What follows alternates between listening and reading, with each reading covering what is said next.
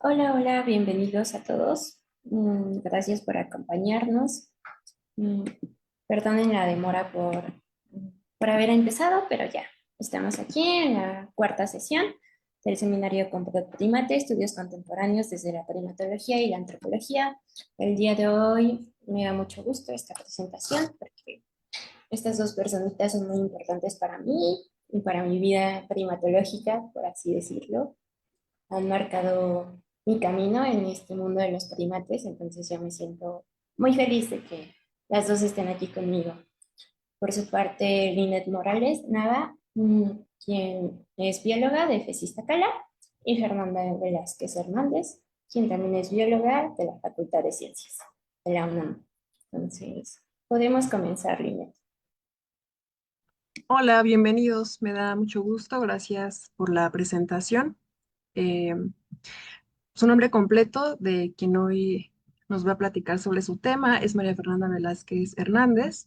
Como ya lo mencionó mi compañera, es bióloga por la Facultad de Ciencias de la Universidad Nacional Autónoma de México. Su trayectoria se ha caracterizado por un profundo compromiso en la conservación de la fauna silvestre y el estudio de las relaciones entre las sociedades humanas y la naturaleza, especializándose en áreas como la etología, el bienestar animal y la etnoprimatología. A lo largo de su carrera, Fernanda ha participado activamente en proyectos de monitoreo y manejo de especies críticas. Destaca su labor como voluntaria en una asociación civil encargada de rehabilitar a primates, que prefiere no ser mencionada, y en diversos campamentos tortugueros en costas de Jalisco, Oaxaca y Veracruz, donde ha realizado tareas de recolección de datos biológicos y enriquecimientos ambientales. Como investigadora, ha presentado sus avances en foros académicos de alto nivel, incluyendo el 13º Congreso de Etnobiología y el 8º Congreso Latinoamericano de Etnobiología. Sus trabajos se centran en las percepciones culturales sobre los primates en comunidades mayas y en la región de Catemaco, Veracruz, buscando tender puentes entre el conocimiento científico y las cosmovisiones locales. Además de su labor científica, Fernanda cuenta con una sólida faceta como educadora ambiental, diseñando talleres lúdicos para infantes en la región de los Tuxtlas, con el objetivo de fomentar la conciencia ecológica y el respeto por la biodiversidad. Es una profesional bilingüe con alta capacidad de adaptación al trabajo de campo, cuya visión integra la responsabilidad social con el rigor académico. Eh, Te doy la palabra, Fer, para que nos compartas este grandioso tema.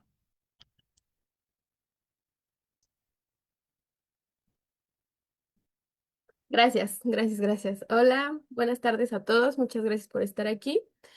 Bueno, ya me presentaron tres veces, pero una más no está de más. Yo soy Fernanda, su servidora. Y bueno, el día de hoy les voy a presentar este trabajo titulado Etnoprimatología Participativa, un taller de educación ambiental para conocer percepciones sobre primates en Catemaco, Veracruz, desde un enfoque etnobiológico. Este trabajo, pues, también se llevó a cabo gracias a mi asesor de licenciatura, el doctor Fernando Guerrero, y gracias también a diversos colaboradores, biólogos, antropólogos, veterinarios, etcétera, que se sumaron al proyecto y que, bueno, sin ellos tampoco hubiera sido posible. Pero bueno, vamos a comenzar. Em, este trabajo parte de mi trabajo de tesis de licenciatura, donde yo estudio básicamente las percepciones y los aspectos afectivos de diferentes actores sociales hacia los primates mexicanos en el municipio de Catemaco, desde un enfoque etnobiológico. Llámese actores sociales, a los lancheros, a los trabajadores de ONGs y de gobierno, a los locatarios de la región y a los niños. ¿Cómo llevaba a cabo esto? Con ayuda de guiones de entrevistas semiestructurados. Aquí podemos ver algunos de los ejemplos de las preguntas que se utilizaban en en esas entrevistas. Por ejemplo, ¿qué piensas cuando ves un primate? ¿Qué cambios has notado en la población? ¿Qué usos tienen los monos en tu comunidad? ¿O cómo influyen los monos en tu vida diaria? Dependiendo del actor social al que estábamos entrevistando, pues la pregunta se volvía un poco más específica hacia su relación directa con los primates, pero bueno, hicimos muchas actividades como por ejemplo acudir a predios que estaban registrados como zonas de conservación donde habitaban grupos de monos en vida libre. También acudimos a algunos recorridos de lancha, ya que Catemaco pues es conocido también por su laguna, donde alberga diferentes islas que resguardan grupos de primates de diferentes especies. Entrevistas con los locatarios de Catemaco. Y bueno, para trabajar con los niños se llevó a cabo otra actividad que ahorita vamos a entrar un poco más en detalle. Quisimos tener un acercamiento distinto, ¿no? Sentíamos que los guiones de entrevista iban a ser quizás un poco, pues, ambiguos, complejos para trabajar con las infancias. Lo que quisimos fue entonces entrar por otro lado para conocer mejor las percepciones de los niños y se llevó a cabo este taller titulado Guardianes del Monte. Em, Esta actividad básicamente consistió en un protocolo del trabajo de la bióloga Cucurachi y colaboradores del 2016 en su proyecto titulado Percepciones de niños y niñas para la conservación de los primates mexicanos, donde básicamente Cucurachi hace una exploración con niños, justo también en escuelas rurales de Tabasco, por medio de dibujos para que ellos representaran cómo es que ellos se relacionaban con los monos. Así que, pues bueno, lo que hicimos aquí fue trabajar en el municipio de Catemaco, como les digo, que se encuentra pues en el sureste del Golfo de México, con dos comunidades en particular. La primera comunidad con la que tuvimos la oportunidad de colaborar fue con la comunidad Península de Moreno. Esta comunidad se encuentra aproximadamente a unos 14 kilómetros de Catemaco Centro. Ahí habitan alrededor de 322 personas y pues presentan un clima caluroso y extremadamente húmedo, ya que es un lugar que se encuentra pues también en la región de los Tuxtlas. Ahí pudimos trabajar con la escuela primaria Carmen Cerdán. Nuestros colaboradores los pueden ver en esta imagen. Son los niños de la escuela. Esta es una escuela rural multigrado que se fundó en 1976. Actualmente está a cargo de 3 profesores y cuenta con 43 alumnos. Por otro lado, también tuvimos la oportunidad de trabajar con la comunidad Adolfo López Mateos. Esta comunidad se encuentra a 15 kilómetros, un poco más lejos de Catemaco Centro. Ahí es un poco más pequeña esta comunidad, habitan alrededor de 120, 130 personas. Igualmente, las condiciones climáticas son similares, ya que son comunidades que se encuentran entre ellas muy cerca, clima cálido y extremadamente húmedo. Y algo importante de mencionar de esta comunidad en particular es que ellos anteriormente subsistían a partir de la extracción de madera y de la caza furtiva de diferentes especies, como las aves, mamíferos, monos en particular, pero actualmente se convirtieron como en un predio que trabaja por el programa de servicios ambientales. Entonces ellos actualmente llevan a cabo siembra de maíz, de café, de malanga, de palma, y también llevan a cabo otros proyectos como por ejemplo turismo comunitario. Tienen una página en internet, se llama Selva del Marinero, donde ofrecen diferentes experiencias y, y bueno, es por si gustan en algún momento echarle un ojo a lo que ofrecen. En esta comunidad, nuestros colaboradores fueron los niños de la primaria Jorge L. Tamayo. Esta escuela también es una primaria rural, multigrado, con solamente una maestra a cargo y cuenta con 18 alumnos de diversos grados. En la imagen podemos ver a nuestros colaboradores de esa primaria. Y bueno, ¿en qué consistió la actividad? Pues lo que básicamente hicimos fue pedirles a los niños que a través de dibujos o palabras, lo que ellos quisieran expresar en una hoja, nos respondieran a estas 4 preguntas que están aquí a continuación, que es cómo son los monos, qué comen y dónde viven, algunas amenazas que ellos pensaran que enfrentaban los monos y qué sienten cuando ven un mono. Esta actividad duró alrededor de 20, 30 minutos. Es importante mencionar que antes de que los niños, o sea, que no hubo ninguna influencia externa de nosotros antes de sus dibujos. Queríamos como justo llegar sin mencionar nada y observar qué era lo que los niños conocían y nosotros pasábamos, bueno, mi equipo y yo pasábamos a los diferentes lugares a preguntarles un poco más acerca de sus dibujos, de dónde, de dónde venían, ¿no? O sea, qué significaba para ellos, qué representaba para ellos, etcétera. Igual los niños nos compartían pues experiencias, ¿no? Que ellos habían tenido con los monos o que les habían contado sus familiares, de cuando ellos escuchan a los monos a lo lejos en sus casas, en el río porque bueno, también es importante mencionar que en estas comunidades también habitan grupos de monos eh, de manera silvestre, monos araña y monos arahuatos, de manto, claro. Posteriormente a eso llevamos a cabo una plática de sensibilización ambiental, donde pues hablamos un poco de la importancia de la conservación de los primates mexicanos y su rol ecológico.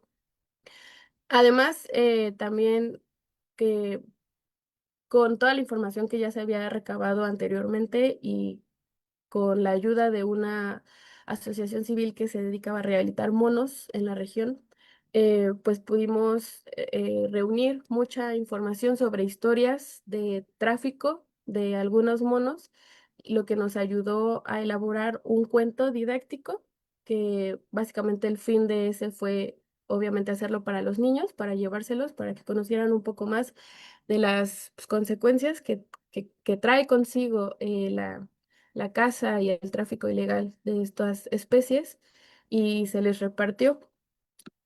Eh, este es el cuento que se creó, se llama Mako y el llamado de la selva. La historia fue escrita por su servidora y fue ilustrada por el biólogo Sebastián Amaya, también de la Facultad de Ciencias, donde básicamente hacemos un recorrido de la historia de Mako, en particular lo llamamos así por Catemaco, el cual es un primate que al ser una cría, pues fue sustraído de la selva para llevarlo a la ciudad y que se convirtiera en la mascota, pues, de alguien, ¿no? Y bueno, si ustedes gustan leerlo, ahí está. Posteriormente, pues pasan muchas cosas en la vida de Mako con sus poseedores y afortunadamente, pues bueno, esta es una historia que termina bien, ¿no? Que tiene un final medianamente feliz, ya que em, Mako puede ser llevado a un centro, un refugio donde se rehabilita y obviamente después de mucho, mucho esfuerzo, muchos años y mucho trabajo, pues él puede llegar de nuevo a su verdadero hogar, ¿no? El lugar del cual nunca debió haber salido.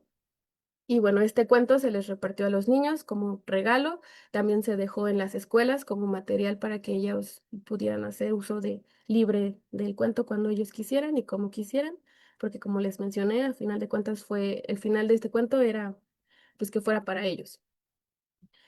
Y bueno, em, qué encontramos, ¿no? En los dibujos de los niños. Pues cosas muy curiosas, muy interesantes, muy padrísimas si me preguntan.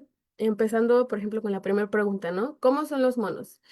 Podemos ver una diversidad de respuestas, tanto positivas como negativas. Aquí hubo de todo, ¿no?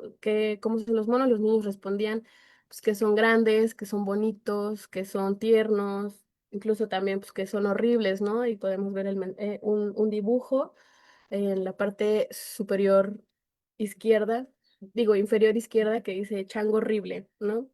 Pero también ponen que son curiosos, que son amigables. Y bueno, esos dibujos, como les comenté, se hicieron previos a que nosotros les mostráramos cualquier material o cualquier cosa. O sea, esto viene completamente del imaginario de los niños. Posteriormente tenemos la pregunta ¿qué comen y dónde viven? Bueno, aquí también una diversidad increíble de respuestas, ¿no? Los niños pues nos mencionaban que viven en los árboles, que viven en la selva de Península de Moreno, em, en las montañas, que viven en la jungla. Algo que también se destacó mucho aquí es como el papel de los plátanos, ¿no? Un gran porcentaje de respuestas era que los monos se alimentaban de plátanos. Sin embargo, también existen otras respuestas como que comen ayaga, que comen chico zapote, mango, naranja, mandarina. Y bueno, en particular, yo quisiera resaltar de esta diapositiva este dibujo igual de la parte inferior izquierda. Ese dibujo fue realizado por un niño de 6 años. Él era el niño más chiquito de la escuela Jorge L. Tamayo, ¿no? Y pues podemos ver el nivel de detalle que hay pues en su cosmovisión del lugar, cómo él identifica perfectamente las pencas de los plátanos, cómo las dibuja el lago. No, hay un changuito que está ahí representado al lado del lago. Yo recuerdo que nos decía que lo dibuja ahí porque él sabía que en las mañanas los monos bajaban al río a tomar agua porque estaban deshidratados por el sol y que vivían en los árboles, ¿no? Entonces, esa era también la experiencia enriquecedora de acercarse con los niños y preguntarles, pues, qué significaban sus dibujos, ¿no? El dibujo que está al lado también, pues vemos un monito que está colgado de las ramas de los árboles, porque nos decían los niños que ahí viven, ¿no? Que ahí los han visto, que ahí les han enseñado videos sus familiares de cuando van a los sembradíos o cuando están por el monte simplemente y se los muestran, ¿no? Entonces, también una variedad pues bastante significativa. Posteriormente, bueno, la pregunta que más personalmente impacto causó en mí, que es los problemas que enfrentan los monos. em, pues podemos ver representado gráficamente uno de los problemas más fuertes que hay a nivel nacional, que es la caza eh, de estas especies. A mí me pareció sorprendente cuando vi estos dibujos con las representaciones de las armas, pues gráficas, ¿no? Y como les mencionaba, la comunidad Adolfo López Mateos, pues anteriormente sí llevaba a cabo más prácticas de este tipo. Y uno pensaría, ¿no? Que por los servicios en los que se encuentra ahora, esto quizás disminuiría, pero aquí pues podemos ver una realidad muy distinta, ¿no? Que quizás sí, no es en la misma proporción eh, la- las prácticas que se llevan, pero que siguen existiendo, ¿no? O sea, simplemente vemos pues las pistolas, las escopetas, las flechas, el mono enjaulado, ¿no? Me recuerdo mucho que unas colaboradoras, bueno, Pau y Linet, que ellas fueron también mis colaboradoras en ese trabajo, se les agradezco, nos contaban que un niño les había contado que él había visto, ¿no? Cómo la comunidad atacaba a un mono porque había mordido a otro niño. Entonces, pues sí, también vemos problemas como que ponen que los monos no tienen cerebro o que si no hay agua, pues no hay naturaleza, ¿no? Que los cazan y están en extinción. También los niños tienen un poco, bueno, más bien los niños también identifican muy bien estas problemáticas. Em, y por último, la pregunta de qué siento cuando veo un mono, también, ¿no? Una gran diversidad de respuestas, desde alegría, sorpresa, emoción, felicidad, curiosidad, hasta el miedo y el enojo. Me hacen sentir feliz, me dan miedo y corro, me dan nervios. Algunas percepciones, por ejemplo, las negativas de por qué causan enojo. En particular, me acuerdo de un caso en el que le preguntábamos a un niño, ¿no? Como, por qué para ti representan eso? Y nos contaba que pues luego él cuando iba al monte con su papá pues, a sembrar, a trabajar, llegaban y los sembradíos pues estaban destruidos, ¿no? O ya se los habían comido los monos. Entonces que su papá se enojaba y entonces eso transmitía el enojo al niño también, ¿no? O sea, es como una influencia externa, pero pues que el niño adoptaba como suya también, ¿no? O emoción, asombro, que les gustaba verlos colgados en las ramas, que les daba risa, que luego incluso nos contaban que llegaban a sus casas, ¿no? Se robaban los chicos zapotes de sus árboles, que los veían, entonces, pues también bastantes historias lindas que contar de la comunidad. Eh, lo que nosotros, bueno, lo que se llevó a cabo como para poder sistematizar un poco esta información, ya que era información cualitativa, fue una matriz de datos de presencia y ausencia, donde rescatamos 27 características derivadas de estos dibujos. Lo que pasaba era que justo, bueno, revisamos dibujo por dibujo y seleccionábamos las características que estaban descritas específicamente o las que pues como que daban alusión a algo, ¿no? Como por ejemplo que los monos eran peludos, que eran cafés, que eran negros, bonitos, que tenían extremidades largas, que eran amigables, que comían plátano, que comían otras cosas, que vivían en los ríos, que vivían en la jungla. Entonces, por cada dibujo se sacaban las características y al final pues se hizo esta matriz donde después pudimos calcular la frecuencia de mención de las características por escuela.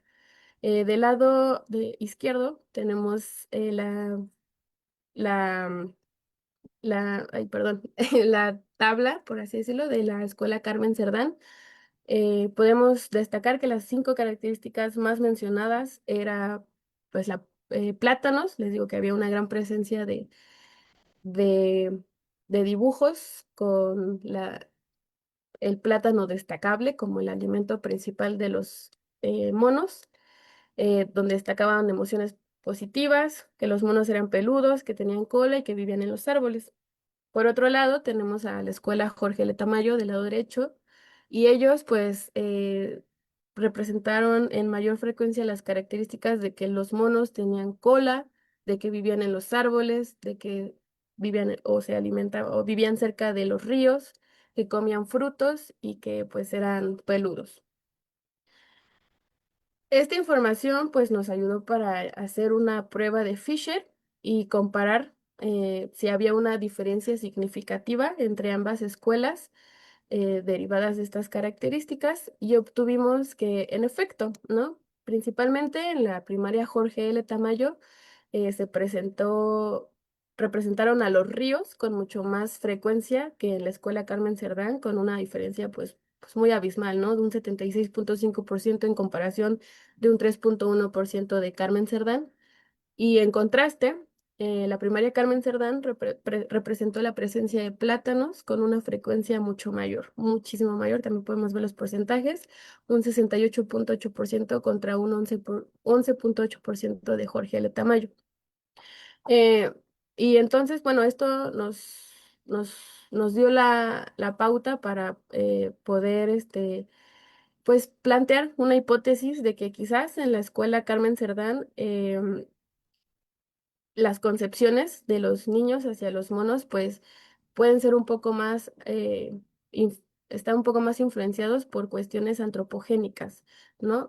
Por ejemplo, esto de la presencia bueno, el hecho de que se alimenten de plátano, eh, de que sean monos peludos, etcétera, a comparación de la escuela Jorge L. Tamayo, donde como las características naturales son más frecuencias, ¿no? Como que comen otro tipo de frutos, como que viven en los ríos, como que viven en los árboles.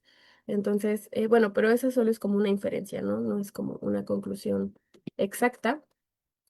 Sin embargo, pues sí podemos quizás concluir que sí, en efecto, los niños de Carmen Cerdán quizás tienen una imagen asociada al mono de referentes externos a su realidad inmediata, a pesar de que en ese lugar sí habitan monos, ¿no? De manera silvestre, y que pues a pesar de tener contacto diario con la naturaleza, pues esto no se traduce necesariamente en un sentido de pertenencia o de valoración o arraigo hacia su entorno.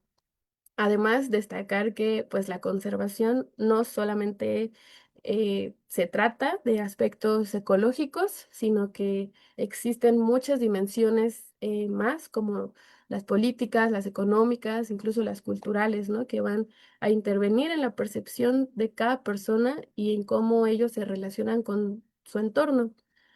Además de que pues la exposición a la naturaleza pues no es como el factor determinante para la construcción de un vínculo simbólico, ¿no? O sea, es una construcción de muchos factores más. Y sobre todo, pues de resaltar la importancia de la creación de espacios de reflexión y de diálogo para las comunidades.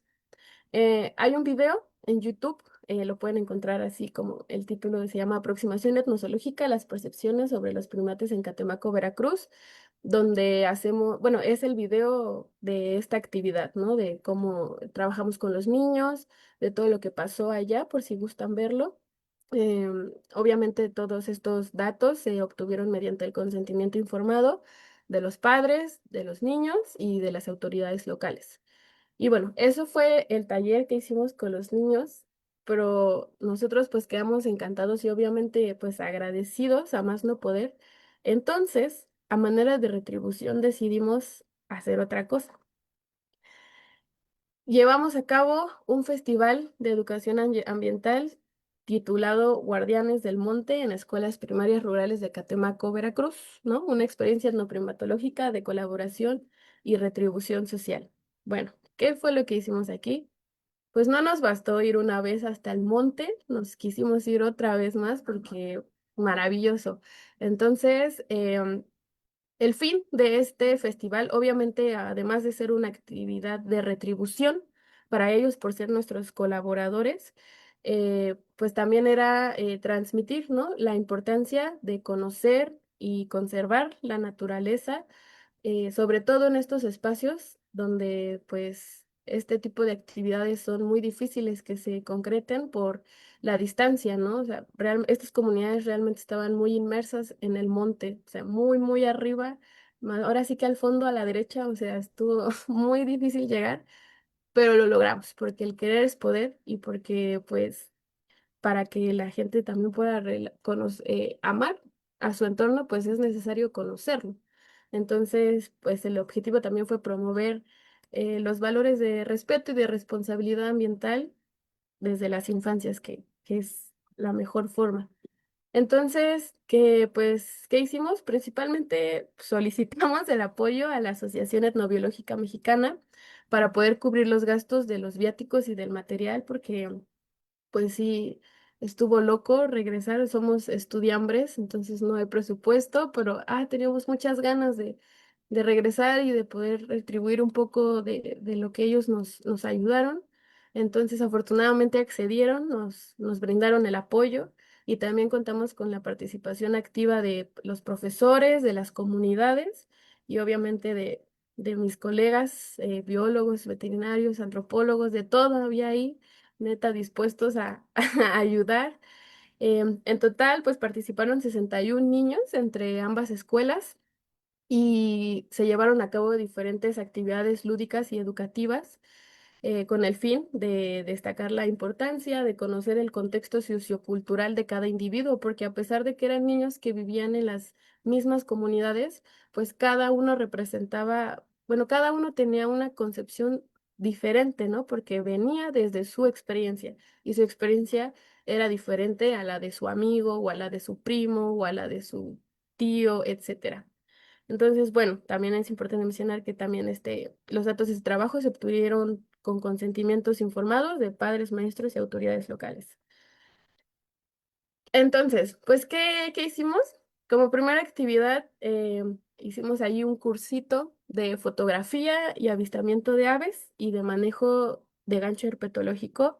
Esta actividad fue impartido por el biólogo Dan Marín, Víctor Arenas y Uriel Moras, donde básicamente pues llevamos diversos binoculares, llevamos cámaras, diversos lentes para que los niños pudieran pues tener un acercamiento a cómo es quizás llevar a cabo un trabajo de avistamiento.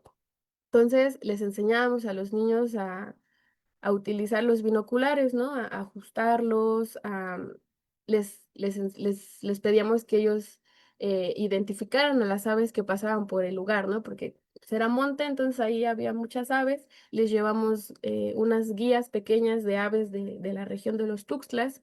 Entonces, les repartimos una a cada uno.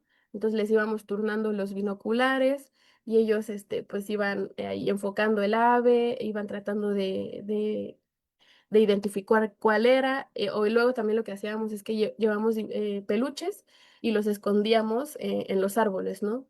Y ya les pedíamos a los niños que pues con los binoculares trataran de identificar dónde estaban los bichos.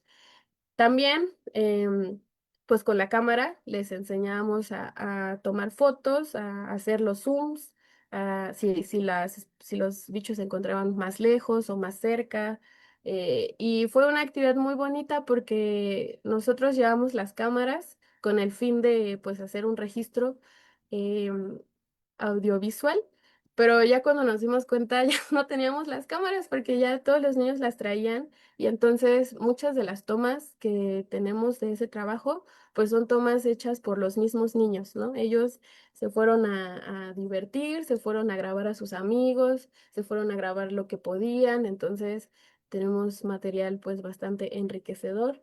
Y por otra parte, con el gancho herpetológico, pues también, obviamente no, no utilizamos serpientes reales, llevamos serpientes de esas de maderita, de juguete, y con esas tratábamos de hacer la representación de cómo hacer un, pues, un manejo correcto, ¿no? De resguardar a la serpiente con el fin de, pues, mantener la integridad tanto de la especie como, pues, de las personas. Y les enseñábamos todo el proceso desde cómo agarrarla con el gancho hasta cómo depositarla en los costalitos, amarrar el costal sin lastimar al animal o sin lastimarse a uno mismo y pues cómo pues, colectarlo. Aquí podemos ver algunas imágenes, los niños usando los binoculares, eh, el gancho petológico y fue un gran lugar porque sí había, el momento se prestó, ¿no? Se prestó perfecto para que ellos pudieran identificar a los pájaros, para que pudieran identificar otras cosas. Y pues así, hacíamos grupos pequeños, ¿no? Grupos de 5 niños, 6 niños. Entonces cada uno iba pasando como a una estación y, por ejemplo, esta fue la primera estación, la fotografía y el avistamiento. Otra estación que teníamos fue la creación de mapas corporales de territorio. Este taller fue impartido por la veterinaria Isi Aguilera, donde primero se llevaba a cabo como una actividad de reconocimiento e identificación corporal de los propios niños, ¿no? O sea, lo que tratábamos primero era que ellos se soltaran y que bailaran un poco, como que se rompiera esa la pena que podría haber o lo que fuera.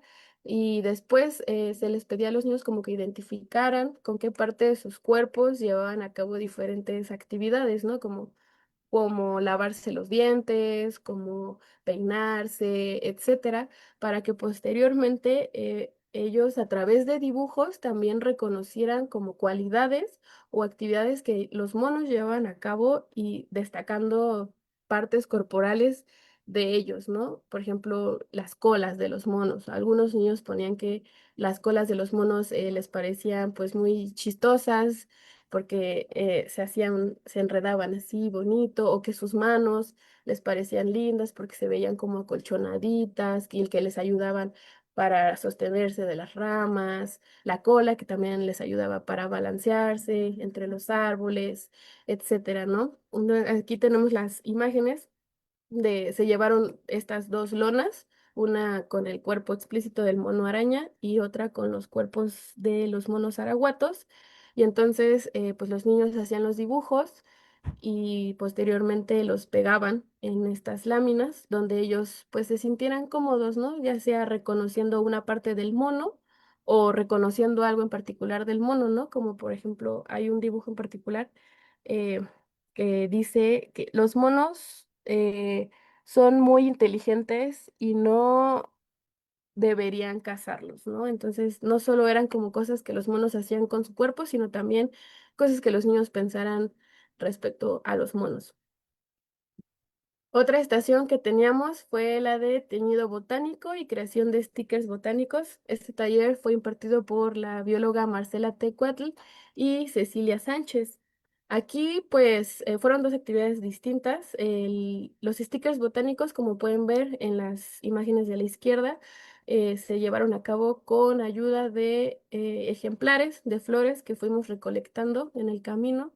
Y básicamente lo que hacíamos era como hacer como una impresión, bueno, ajá, los pegábamos con un tipo de papel encerado y encima como con una especie de diurex para que quedaran de esta forma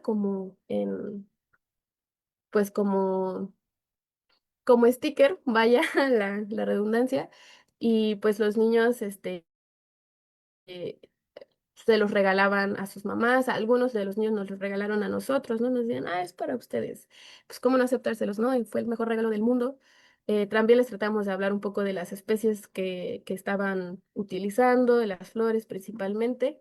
Y el taller de teñido botánico, pues se llevó a cabo con palo de Brasil y piedra alumbre.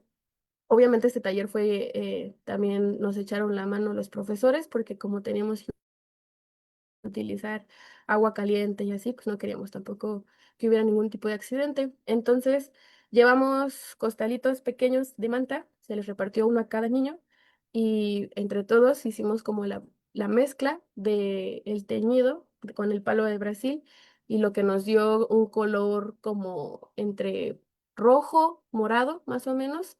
Les fuimos explicando un poco del proceso de teñido, el por qué pasaba, el por qué la tinta del palo se añadía a los costalitos, de qué forma la piedra de alumbre ayudaba a que se hiciera esa combinación.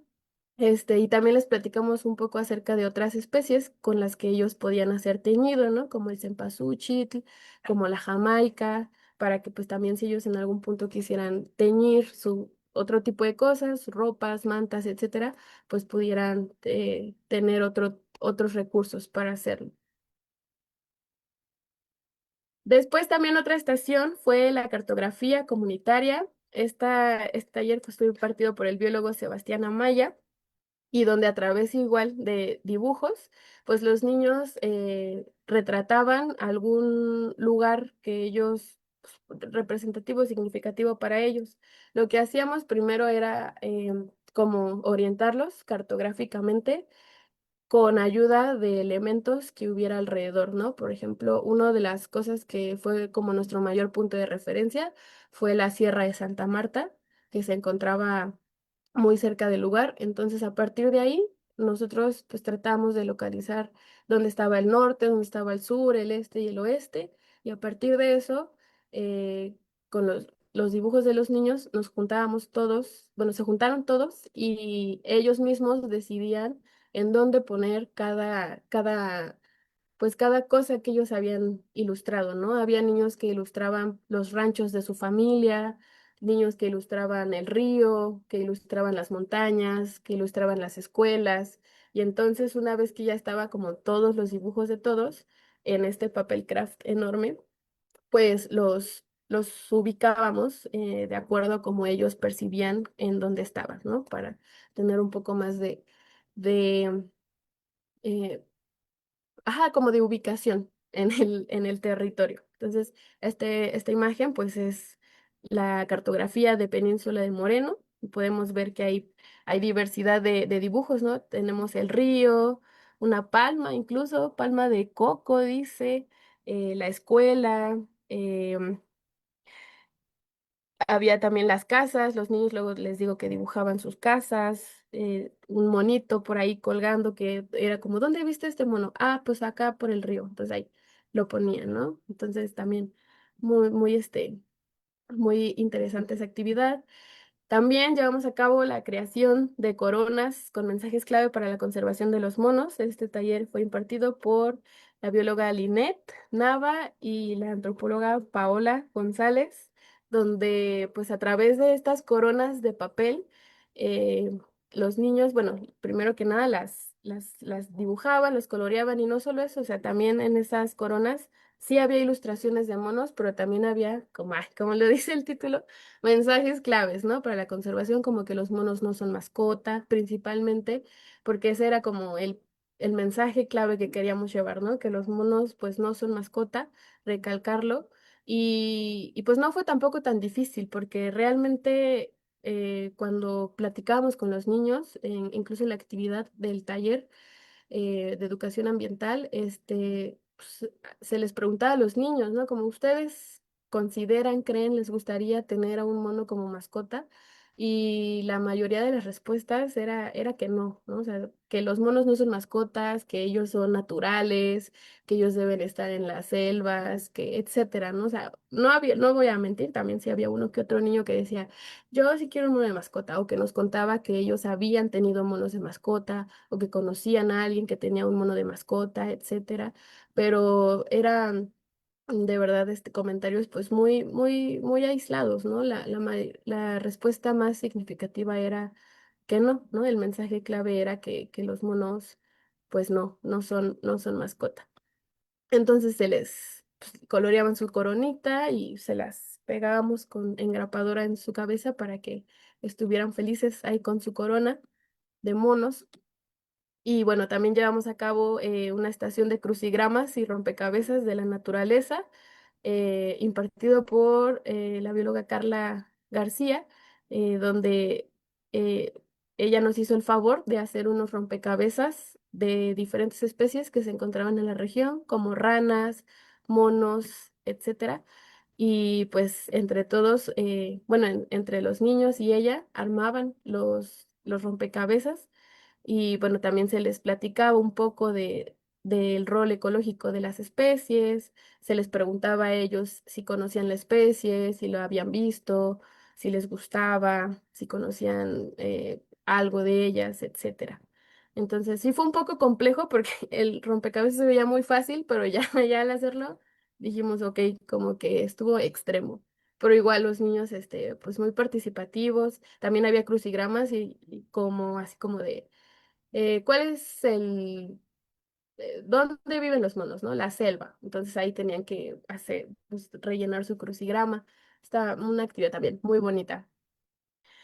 Y bueno, como reflexión final de esto, podemos decir que los saberes locales deben ser siempre, siempre reconocidos y sobre todo retribuidos, garantizando el acceso a los mismos y sobre todo otorgando herramientas para que estas comunidades puedan defender sus territorios frente a amenazas externas y excluyentes. También, si bien es comprensible que a veces las instituciones enfrentan dificultades administrativas, pues eso no justifica la omisión de acciones orientadas a fortalecer la educación y la conservación. Los profesores nos platicaban mucho que anteriormente, años luz atrás, que a veces sí iban diversas universidades como la UB, la UNAM incluso, a dar cursos, a dar talleres, etcétera, pero que pues de un tiempísimo a la fecha eso dejó de pasar y lo cual les parecía pues bastante triste, ¿no? Porque incluso la misma estación de biología de la UNAM se encontraba a escasos 10 minutos de ahí y pues les parecía sorprendente que estando tan cerca pues nadie se acercara a ofrecerles algo, ¿no? O sea, a platicar, a ofrecer un taller, a ofrecer un curso, o sea, estaban completamente abandonados por las instituciones.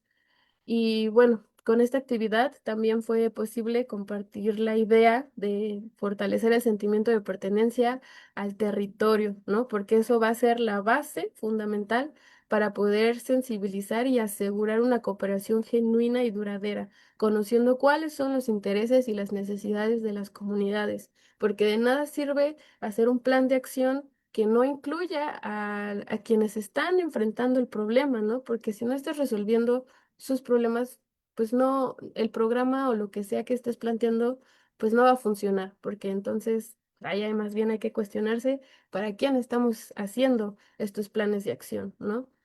Y bueno, obviamente también en ese sentido resulta importante destacar el papel de la AEM, la Asociación Etnobiológica Mexicana, pues ya que gracias a ese respaldo institucional y financiero y técnico, pues fue posible construir esta alianza con estas comunidades y pues la mejora de estrategias para la conservación de las especies con las que se cohabita. De este festival también hay un video en YouTube, se llama Guardianes del Monte, en Catemaco, Veracruz, experiencia etnoprimatológica de colaboración y retribución. Es un video alrededor de 20 minutos donde muestra un poco de de diferentes actividades que se hicieron, pero yo como regalo, ay, yo como ustedes están aquí, pues les traje así un cachito chiquito, chiquito de ese video para que se queden picados y lo vayan a ver. Em, Se los voy a poner a ver si se puede ver, espero que sí. Pero bueno, a ver, ahí va. Este es muy pequeñito, dura como 15 segundos. Entonces, pues más o menos, para que vean un poco de cómo estuvo la actividad. Ahí va, espérenme.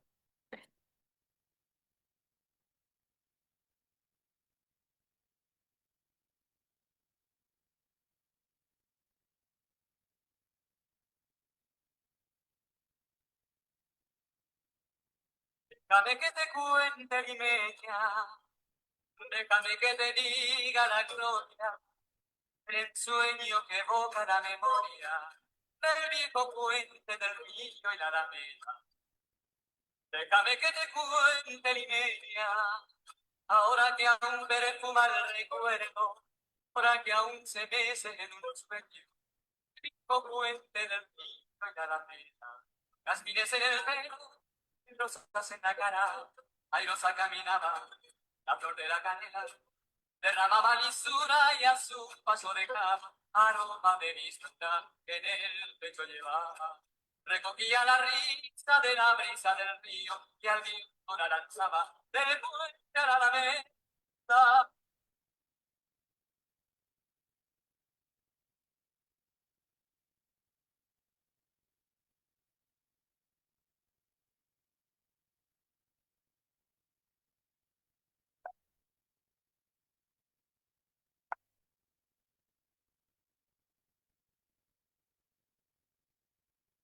Y bueno, ya, eso es todo. Ya tampoco se vayan a emocionar. No, no es cierto. Este, pues eso fue un cachito del video y pues ya, ¿no? Solo queda pues agradecer de todo corazón a los niños y niñas de las comunidades de Península de Moreno y Adolfo López Mateos, que sueñan, que inspiran, a los maestros, a los supervisores escolares por facilitar la colaboración, a mi asesor, el doctor Fernando Guerrero, por la oportunidad de poder trabajar todo esto, a mis colaboradores, a Carlita, y yo, así, yo, a todos, y pues sobre todo todos, ¿no? Los que resisten, que luchan por la vida y sobre todo pues a ustedes, ¿no? Por estar aquí y por resistir. Y ya, eso es todo. Muchas gracias. Muchas gracias por la presentación y también muchas felicidades, Fer. Gracias por invitarme a colaborar contigo. Me surgieron algunas preguntas, pero sí darte el crédito, ¿no? De toda tu investigación es tuya.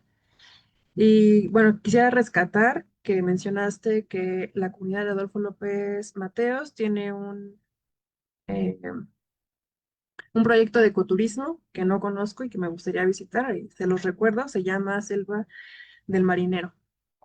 Y bueno, con las preguntas, primero tenemos saludos de Juan José, nos dice hola. También Jesús Ernesto Morales Cartagena nos dice buenas tardes y desde El Salvador. Como primer pregunta, Carolina Rojas dice, ¿qué percepciones encontraron sobre el mascotismo, el uso ritual y el tráfico ilegal de monos? Este, muchas gracias. Bueno, las principales bueno, percepciones que destacamos en particular del mascotismo, pues es que es una práctica que está, se podría decir que está normalizada, ¿no? En estos espacios. Como lo vieron en los dibujos, hay mucha representación todavía de caza furtiva, de de retención de las mismas, de los monos en las jaulas. Como les mencioné, algunos niños nos platicaban que ellos anteriormente habían tenido monos de mascota, pero, y nos decían así en particular que los tenían, pero que sus papás los habían vendido, ¿no? O sea, que eran suyos, pero que ya que crecieron un poco más o así, sus papás los vendieron, entonces ya no los tenían, pero que podría decirse que sí, es como algo bastante normalizado, a pesar de que también existe esta otra parte, ¿no? Donde los niños también reconocen que eso no está bien. Donde más se ve la normalización de esta práctica en estas comunidades es en la comunidad de Península de Moreno. Esa comunidad no, pues, no está como regida bajo ningún servicio ambiental. Y ahí sí nos contaban los profesores, incluso que anteriormente, hace unos años, siempre que el sol se estaba ocultando, cosas así, se escuchaban los monos, se escuchaban así demasiado, demasiado, súper cerca, porque la primaria de la primaria Carmen Cerdán está ¿qué será? 1 kilómetro, menos de 1 kilómetro del río, donde generalmente dicen que es donde más ven a los monos o los escuchan, porque es donde bajan a tomar agua en temporadas de sequías y así. Entonces, ahí también el profesor nos comentaba que el problema de esa comunidad es que va mucha gente externa, ¿no? O sea, que los problemas ambientales que realmente existen ahí no son directos de la comunidad, sino que son problemas que vienen de personas externas a la comunidad, ¿no? De otras comunidades, de Coyame, de Catemaco incluso, que van a estos lugares a hacer la extracción de las especies, etcétera, pero que como tal ellos pues tratan de justo, ¿no? De fortalecer el mensaje de que estas prácticas pues no deben llevarse a cabo. Por otro lado, en la escuela Adolfo López Mateos, pues también nos hablaban de que sí, anteriormente también se llevaban a cabo muchas prácticas de este tipo, y no solo de caza, sino también pues de deforestación, ¿no? Incluso ellos nos mostraban los parches de que se veían en el monte de pues la extracción masiva de madera, y eso nos comentaban que eso hacía que los monos bajaran, ¿no? O sea, que ya no subieran tanto, que bajaran, y que por eso estaban más cerca de las casas. Sin embargo, que a pesar de eso, pues ellos trataban de no acercárseles mucho porque sabían que los monos a veces podían ser un poco agresivos. Entonces, pues que a pesar de que estaban en sus casas y que luego se metían a sus casas o que estaban por ahí, pues ellos pues no como tal, no los resguardaban, ¿no? No se los quedaban, o sea, solo como que los dejaban ser y se iban. Em, y que también uno de los problemas de ese ejido era que había como una mala gestión con otros ejidos, y entonces esos otros ejidos también entraban a esta zona, porque les digo, esta comunidad es más pequeña, ¿no? Pero otros ejidos también entraban y hacían extracción de especies y pues llevan a cabo estas prácticas.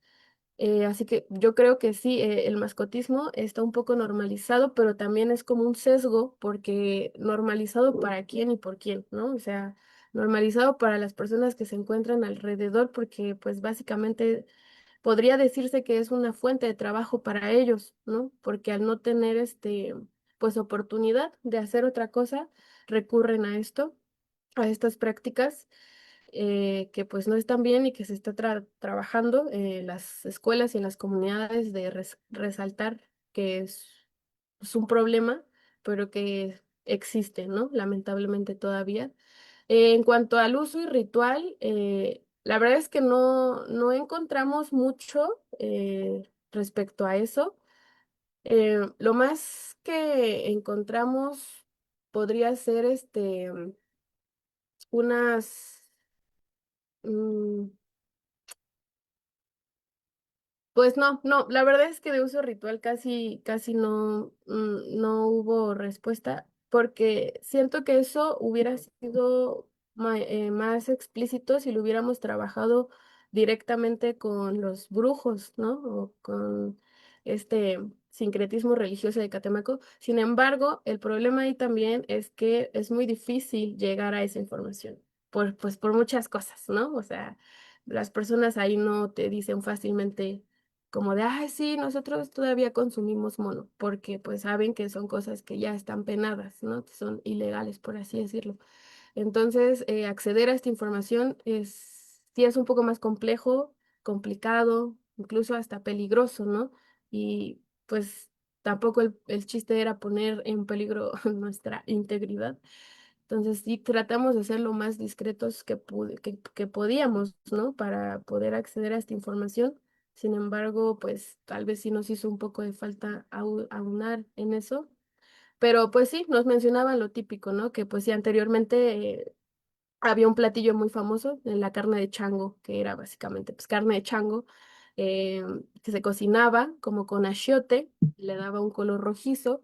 Entonces pues la gente sí llevaba a cabo este tipo de prácticas, ¿no? De comer carne de chango, o la sopa de mono, ¿no? Con los monos aulladores, este, etcétera. Pero son cosas que ya no se dan como en mayor, como en gran cantidad, pero que siguen existiendo, ¿no? O sea, si tú le preguntas a la persona correcta, pues sí te va a decir como, ah, sí, en este lugar todavía venden eso. Pero pues como les digo, llegar a esa información pues es un poco complicado. Gracias. Y sí, pues, justamente como lo mencionas, un tema delicado que no podemos indagar fácilmente en esa información. Ahora, Juan José Castillo Carreón tiene otra pregunta y él dice, ¿también está influyendo en su percepción de los niños el uso de la tecnología y medios de comunicación, ya que muchos de los dibujos mostrados muestran esa influencia que solo los monos comen plátanos, cuando la variedad de alimentos que comen es muy variada? También me llamó mucho la atención que mencionaste que los monos consumen mangos, naranjas, dando a entender eh, cómo está el ecosistema de la zona está sumamente en peligro, ya que son plantas que no son nativas de la zona, poniendo tanto a los monos en peligro, ya que están en busca de diferentes alimentos. Así es, muchas gracias por ese comentario, esa pregunta. En efecto, ¿no? O sea, estas comunidades, como les digo, son rurales inmersas en el monte, tienen muy poco acceso a internet y a como influencias externas. Sin embargo, sí las tienen, ¿no? Y donde más podemos ver esto es en Carmen Cerdán, en Península de Moreno.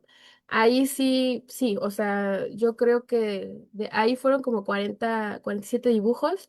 De 47 dibujos, 40 explícitamente hablaban solamente sobre el consumo de plátano, ¿no? Em, Algo que también podría quizás haber sesgado esos resultados era que, pues, entre los niños a veces se copiaban sus dibujos, ¿no? O sea, ¿tú qué estás dibujando? Ah, un plátano, yo también, ¿no? O sea, como esa parte. Sin embargo, sí, también cuando te acercabas a platicar con ellos, su respuesta era, comen plátano, ¿no? Y pues, ¿de dónde vienen estas percepciones? Pues, obviamente, del acceso pues, a otra información, ¿no? De una cosa más antropogénica. Y, y sí, en efecto, como son comunidades que se están dedicando ahorita a sembrar otro tipo de cosas, pues también están haciendo el desplazamiento de las especies nativas, ¿no? Y de las especies de las cuales sí se alimentan los monos, ¿no? Que son frutos silvestres, etcétera. Entonces, ahí también podemos, pues, destacar un foco rojo muy grande, ¿no? que, que puede poner en peligro pues también la salud de los monos, porque obviamente este tipo de frutas, el mango, la mandarina, etcétera, pues son sí, igual frutas con exceso de azúcares, ¿no? Y muchas cosas que pueden llegar a alterar pues la dieta de los monos, su propia salud. Entonces, sí, sí es un problema que existe, eh, que no se ha gestionado, pero que justo también este trabajo ayudó para poder em, puntualizar esas cosas, ¿no? Puntualizar qué es en lo que se debe trabajar ahora, en qué podemos poner atención ahora, porque sí, sí es pues sí es o- un peligro, vaya, para el mono, ¿no? Principalmente, porque pues está también alterando todo su biología.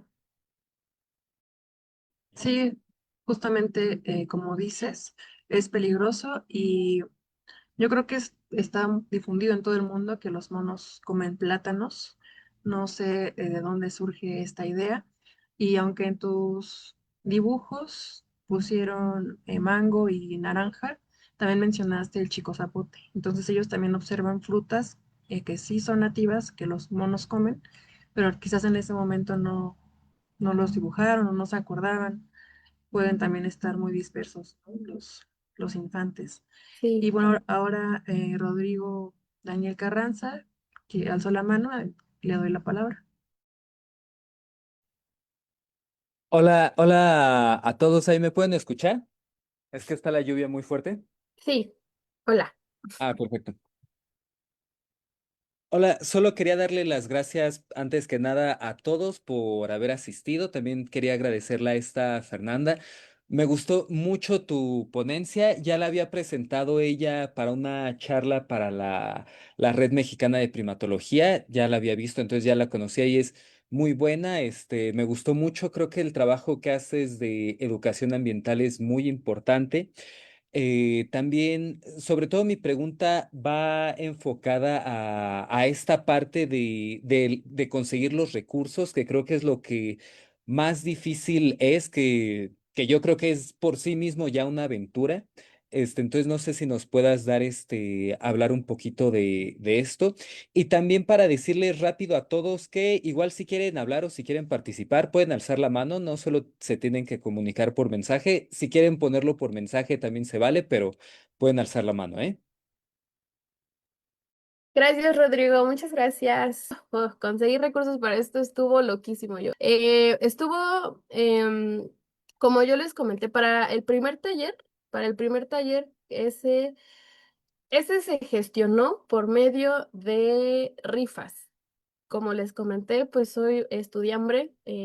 Afortunadamente, mi asesor también ha estado también muy presente e inmerso en este proyecto.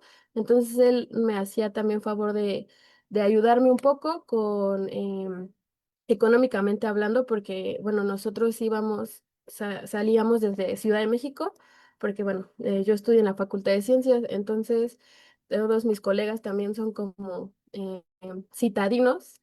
Entonces, nos aventábamos la misión de irnos en carro desde aquí hasta la sierra y para poder hacer eso, lo que hice primero fue gestionar unas rifas. Rifé, primero para el taller, rifé una Alexa, me parece, un teléfono, un reloj inteligente y no me acuerdo qué otra cosa, la verdad, porque fue hace como un año y cacho, pero hacía la rifa, cada boleto creo que costaba 100 pesos, 60 pesos, no me acuerdo, y pude vender, creo que se vendieron 100 boletos la primera vez. Entonces, ese dinero nos ayudó más que nada con los viáticos, ¿no? Casetas, gas, etcétera.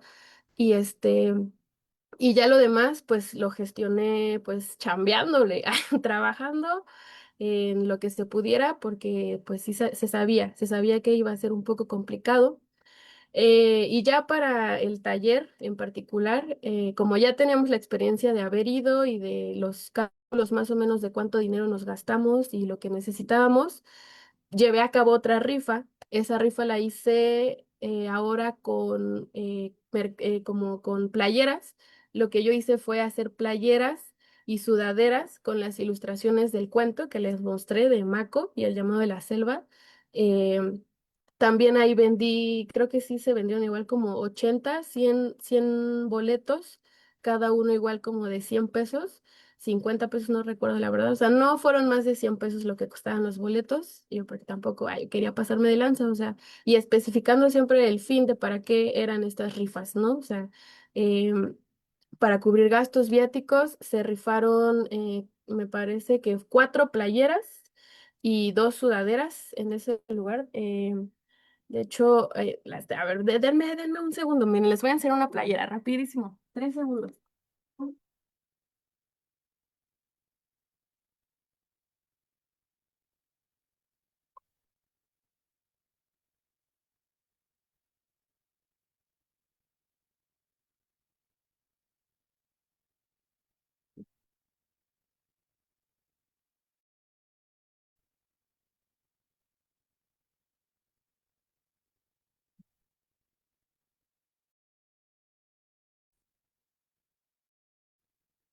Ya. No la encontré, pero encontré la sudadera y vean, haz de cuenta, esta es la imagen que se presentó, es el maquito en el árbol. También teníamos aquí de que el título de Mako y el llamado de la selva. Aquí también tenemos otro monito, ponemos primates mexicanos y en las mangas de una manga le pusimos Ateles geoffroyi, mono araña. em, Aquí le pusimos el nombre y el dibujito del mono, y en la otra manga, pues le pusimos el Alwota Paliata, mono Zaraguato, igual, el nombre y el dibujito, ¿no? Entonces, pues rifamos estas, pues esta mercancía con el fin de reunir viáticos. Y también, pues solicité el apoyo a esta institución, ¿no? A la AEM. Yo, de hecho, ay, paréntesis, también pues les hago la invitación a ustedes de si tienen un proyecto de este tipo o del tipo que ustedes quieran, que consideren que tiene un poco que aportar a la etnobiología, sin problema se pueden comunicar, pum, pum, pum, por correo y solicitar, ¿no? Algún tipo de apoyo económico, de difusión o para alguna beca. Igual este año la EM va a empezar a activarse un poco más, entonces va a empezar a soltar convocatorias para que ustedes puedan aplicar a becas, a como intercambios entre escuelas, a que ustedes puedan presentar sus proyectos, etcétera. Pero bueno, sí, yo me atreví a pedirles este apoyo por consejo de mi asesor, porque sí no lo iba a lograr, yo no lo iba a lograr sola y afortunadamente pues me respondieron, ¿no? Entonces, sí fue importante gestionar también esa parte, porque no solo les pedí ayuda a ellos, también pedí ayuda como a otras instituciones que no me contestaron nunca, entiendo, pero bueno, también pues invitarlos, ¿no? A que lo hagan, que no, pues el no ya lo tenemos, ¿no? Pero y si sí, ay, y si sí, pues sucedió, entonces, pues sí, atreverse a buscar, porque también reconocer que nuestras investigaciones y nuestros trabajos son importantes y que no necesitamos ser un investigador 3 SNI 3 para que pues nos apoyen, ¿no? En la difusión de nuestras ideas y nuestros proyectos que también son importantes. Ay, y ya, gracias. Gracias Disculpa, por... Fer. Ah, perdón por Gracias. interrumpirlas. Sí, ¿podrías dejar de presentar tu pantalla, por favor? Ay, bueno, aprovecho para decirles que yo traigo la playera de Trans. Yo siempre apoyándola. Ah, de hecho, nos comentaban que hay que hacer más mercancía, entonces. Ahora, para la próxima Gracias. aventura. Se viene el volumen 2. Bueno, gracias por compartirnos esta información. Ya saben, estén pendientes de la página de la AEM. Las convocatorias, proyectos, como ven, es posible hacer mucho con pocos recursos y quienes creen en proyectos como este. También les recuerdo, bueno, a los organizadores, Rodrigo y Paola, hicieron un grupo de WhatsApp para intercambiar más ideas. Les pido que si lo pudieran compartir también en el chat para quienes gusten unirse y sigan mandando sus preguntas. Ahora te voy a hacer una pregunta de Facebook de Alex Martínez que dice, buenas tardes, me encantó el trabajo realizado. Es muy importante continuar con campañas informativas para generar conciencia y convivencia armoniosa con la naturaleza. ¿Qué recomendarías para realizar proyectos de este tipo y consideran dar seguimiento? Es una pregunta, ¿no? Relacionada. Te doy la palabra. Sí, muchas gracias. Gracias, Alex, por tu pregunta. Bueno, ¿qué recomendaría yo? Soñar en grande. Ay, no, o sea, atrever, no sé. Recomendaría, pues yo creo que lo más importante para este tipo de cosas es hacer la comunidad, ¿no? O sea, comunidad entre tus colegas, entre otras personas. eh, este, mm, no sé, hay muchos colectivos, ahorita como que hay el auge de muchos colectivos que están también trabajando como en muchas cosas, pues sí, aventarse y preguntar, ¿no? O sea, cómo podemos ayudar, participar, porque sí hay mucho, siento que de verdad sí hay mucha oportunidad de trabajar en proyectos así. em, por ejemplo, en este caso en particular, cuando yo me acerqué también al Ayuntamiento de Catemaco y a la zona escolar de Catemaco para justo solicitar la oportunidad de trabajar en las escuelas. Entonces, pues las mismas la directora de la zona escolar pues estaba encantada, ¿no? O sea, ella así es que aquí neta nadie viene, nadie nos, este, pues nos, como que nos invita a participar en estas cosas, ¿no? Entonces, yo creo que la disposición también de las autoridades es importante y creo que siempre va a estar, o sea, y sobre todo en este tipo de proyectos, ¿no? De trabajos que busca justo como em, hacer un, no sé, reconocimiento biológico territorial, de abrir espacios de reflexión, de diálogo. Creo que siempre va a haber una disposición muy grande y también, o sea, saber cómo llegar y cuál es el objetivo de lo que quieres y sobre todo también cómo pues, cómo retribuir, ¿no? Porque como les mencioné, pues, a veces el problema de de estos trabajos también es pues la extracción, ¿no? Así de que, ay, bueno, yo ya, adiós para siempre, y nunca regresas a retribuir algo a estas comunidades. Entonces, creo que hacer comunidad es una de las cosas más importantes. Yo les digo, este trabajo pues obviamente no es mío solamente, no lo hice sola, lo hice en colaboración de grandes, colegas Lin, Pau, Sebas, que están por ahí, muchas personas que se sumaron y que de verdad, o sea, acá entre nos, pues no se les pagó ni un peso, ¿no? O sea, ellos lo hicieron por el mero amor al arte y creo que también eso es importante, el estar dispuesto a, o sea, pues justo, ¿no? Es saber el fin, el de por qué lo estás haciendo.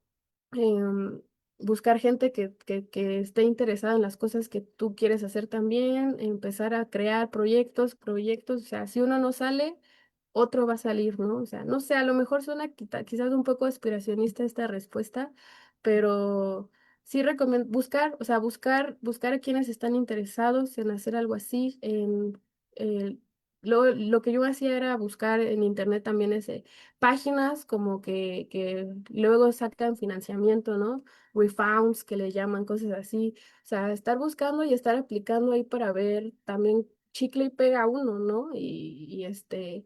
Pues sí, o sea, aferrarse a, pues a seguir en esto, porque si no, nos vamos a volver locos todos. Como dices, aferrarse, no rendirse y pues aunque tengamos miedo, hacerlo con miedo, ¿no? Porque a veces, muchas veces el miedo nos detiene a hacer cosas, entonces pensemos Exactamente. en el y sí, sí, Y sí, sí, sí, como lo como les ves. digo, o sea, el no, pues ya lo tenemos, pero luego, pues, o sea, uno de verdad no sabe lo lejos que puede llegar así con un brote psicótico. Ah, no es cierto, pero sí, sí, sí. Sí, bueno, continúo con la siguiente participación, es de Miriam Hassel Méndez Rangel. Ella nos dice que, bueno, pregunta, ¿la percepción era pareja para el mono como grupo animal? ¿O existía diferencia entre la percepción que tienen del zaraguato y mono araña? También das otra pregunta, dice, ¿cuáles fueron los factores para que la comunidad de Adolfo López Mateos se anexara al programa de servicios ambientales, pese a que su visión es de poco arraigo al mono como elemento de su medio e incluso realizaban extracción ilegal de recursos naturales? Ok, muchas gracias, Miriam, por tu pregunta. Sí, la verdad sí había diferencia de percepción entre mono araña y mono zaraguato. Los niños sí identificaban las diferencias que había entre estas dos especies. Algo que resaltaban mucho del monito araña era bueno, la particularidad de sus extremidades largas, ¿no? O sea, eso como que resaltó mucho la diferencia o sea, porque les preguntábamos, ¿no? Como, ¿cuáles son los monos que conocen? Y ya decían, quizás sí de primera instancia no los reconocían como mono araña y mono zaraguato, pero nos decían como, ay, el chango que tiene los brazos largos o las patas largas. Y al zaraguato lo que también más reconocían era su vocalización, ¿no? Porque ellos decían, pues el chango que escucho en la mañana cuando despierto como despertador, que le hace, ¿no? Y hacíamos también un ejercicio particular que pues, yo les decía a los niños, a ver, a la cuenta de tres, todos vamos a hacer la vocalización del mono, ¿va? Y sí, o sea, decía uno, dos, tres, y todos empezaban así de, y ya les decíamos, ¿cuál es ese mono? Y entonces, no, el chango, chango, chango. No sé si es un chango, pero a ver, se llama mono zaraguato. o sea, fines particulares, ¿no? De la presentación. Y sí lo reconocían como que ese mono era más pequeño, más robustito, y lo que más destacaban era, por ejemplo, que el mono araña que ellos tenían mayor contacto con el mono araña, ¿no? Que el mono araña sí bajaba de los árboles, que luego estaba en el suelo, que caminaba por ahí, que se metía a las casas, a diferencia del mono zaraguato, que ellos sí decían que el mono zaraguato, bueno, o sea, no decían mono zaraguato, pues decían ese otro chango, porque les enseñábamos fotos también, ¿no? Entonces era como, ese chango casi nunca baja, ese chango siempre se la pasa arriba en los árboles, ese chango solamente saca su vocalización. ¿No? Entonces, como que sí existía una diferencia de percepción entre la araña y el zaraguato. Incluso, pues, la percepción hacia el araña era más positiva, ¿no? Porque era como con quien más, quizás podría decirse contacto, acercamiento tenían, les parecía más curioso, más bonito, más chistoso, a comparación del zaraguato, ¿no? Que era como el mono que está allá arriba y ya. Y en cuanto a lo de la comunidad, bueno, no tuve la oportunidad como tal de hablar como tal como con autoridades ejidales de la comunidad, o sea, como que el trato siempre fue con la escuela, con la profesora y con los niños. Pero de lo que la profesora nos contaba un poco era justo que uno de los problemas, bueno, una de las cosas en particular de esa comunidad era que esa comunidad se creó por personas que llegaron de paracaidistas, ¿no? A esa zona. Entonces justo empezaron con estas prácticas de extracción, de caza, etcétera. Y llegó un punto en el que como que los problemas ambientales empezaban a crecer, ¿no? O sea, y la organización sobre todo del ejido, como que tenían muchos problemas con otros ejidos porque estaban pues ya entrando en terreno desconocido, por así decirlo, terreno ajeno. Entonces, en una de esas campañas que saca el gobierno de Veracruz, alguien se acercó pues como a preguntar, vaya, cómo podían hacerle para incorporarse a este tipo de programas. Más que nada también porque la comunidad empezó a buscar pues una forma de subsistir, ¿no? De subsistencia, porque muchos empezaban a estar en desacuerdo con las prácticas que se estaban llevando a cabo. Entonces, pues como que se hizo una junta ejidal y llegaron a la conclusión de que pues querían entrar a este programa de servicios ambientales. Entonces, pues ya con ayuda de las autoridades del Ayuntamiento de Catemaco, fue como fueron empezando a cambiar estas prácticas, ¿no? Que, pues bueno, que a pesar que, o sea, no han sido em, erradicadas en su totalidad, pero que sí han cambiado un poco la forma en la que ellos se relacionan, ¿no? Con su entorno. Y como les dije, sí existen también muchas personas que todavía tienen una relación pues difícil con el entorno, ¿no? Incluso varios de los niños a veces nos comentaban así como que ellos veían al monte pues no como un lugar para divertirse o para disfrutar o para observar a las especies, ¿no? Ellos veían al monte como una fuente de trabajo y nada más. Entonces, empezando también por ahí, o sea, ese también era una particularidad, ¿no? Como a pesar de que ellos están en ese territorio, pues no sienten esta pertenencia, ¿no? No sienten este vínculo o este arraigo a la naturaleza porque no es lo que hacen, no es lo que buscan. O sea, lo que ellos buscan es trabajar, ¿no? Ganarse el pan del día y eso a veces también complica un poco la relación que se establece con el entorno, pero que aún así, pues la escuela en particular, porque es la única escuela que hay en la comunidad, busca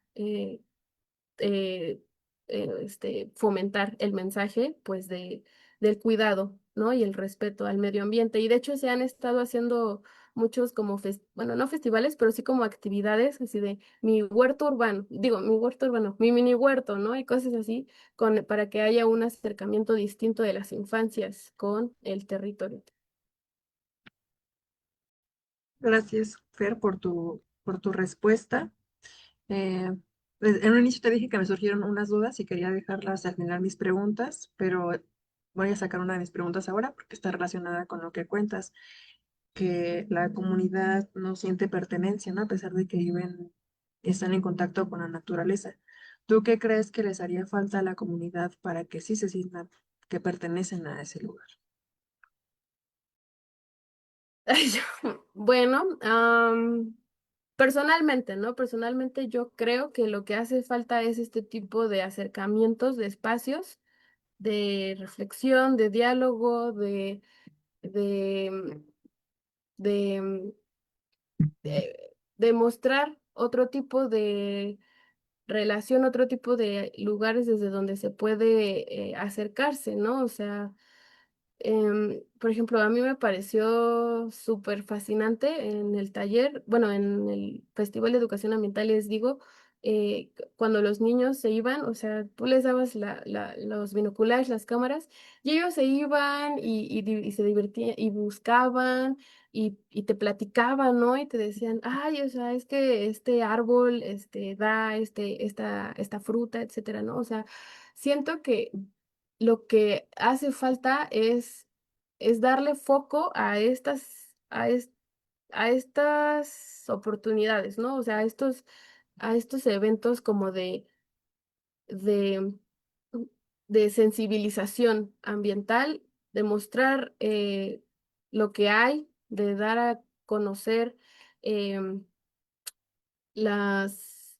Es que, bueno, no quiero caer en este discurso de de que las comunidades no saben o no pueden, porque sí saben y sí pueden y saben muchísimo más que nosotros, pero creo que lo que sí es necesario es que haya una mejor gestión de estos espacios, em, que haya más acercamiento, sobre todo, ¿no? Con las experiencias directas de cada persona, porque como les digo, o sea, a pesar de que son personas que viven en la misma comunidad, pues todos tienen pues un contexto sociocultural distinto, ¿no? Que va a influir en cómo ellos perciben las cosas.